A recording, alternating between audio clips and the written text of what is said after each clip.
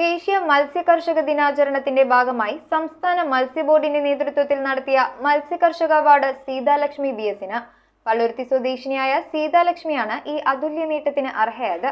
2023 മുതൽ നാറക്കൽ മത്സ്യഭവൻ ഓഫീസറായി പ്രവർത്തിക്കുന്ന സീതാലക്ഷ്മി കേന്ദ്ര സംസ്ഥാന ആവിഷ്കൃത പദ്ധതികൾ 100% വിജയകരമാക്കി പൂർത്തീകരിച്ച ഓഫീസർ കൂടിയാണ്.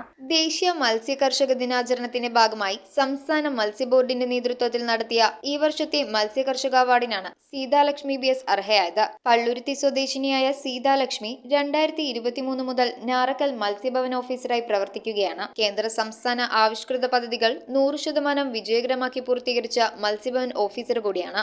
സർക്കാരിന്റെ പദ്ധതികൾ തന്റെ മത്സ്യഭവന്റെ പരിധിയിലുള്ള പഞ്ചായത്തുകളിൽ കൊണ്ടുവരാനുള്ള ശ്രമങ്ങൾ നടത്തുന്നതിൽ വിജയിച്ചിട്ടുമുണ്ട്. വഞ്ചികൾക്കുള്ള കളർ കോഡിംഗ് നിർബന്ധമാക്കിയപ്പോൾ മുഖം തിരിഞ്ഞു നിന്ന മത്സ്യത്തൊഴിലാളികളെ കാര്യഗൗരവങ്ങൾ പറഞ്ഞ് മനസ്സിലാക്കി കളർ കോഡിംഗ് നടത്തി വഞ്ചികൾ ഇൻഷുറൻസ് പദ്ധതിയിൽപ്പെടുത്തിയത് സീതാലക്ഷ്മിയുടെ നേട്ടങ്ങളിലൊന്നാണ്. News bureau, Ernakulam. രുചിയിൽ വ്യത്യസ്തത തേടി പോകുന്ന മലയാളികൾക്കൊപ്പമാണ് എന്നും നമ്മുടെ സോൾട്ട് റെസ്റ്റോറന്റ്. ഇനി മുതൽ പുതിയ രുചികളുടെ മേളമൊരുക്കി സോൾട്ട് കാക്കനാട് വരുന്നു. ഈ വരുന്ന ജൂലൈ 11 മുതൽ കാക്കനാട് ഇൻഫോ പാർക്കിന് മുന്നിലുള്ള ഗ്രാൻഡ് സെന്ററിൽ നമ്മുടെ സോൾട്ടിന്റെ പുതിയൊരു ഔട്ട്ലെറ്റ് വരാൻ പോവാണ്. അപ്പൊ ഡേറ്റ് മറക്കണ്ട, ജൂലൈ 11 നമുക്ക് കാക്കനാട് സോൾട്ടിൽ വെച്ച് കാണാം.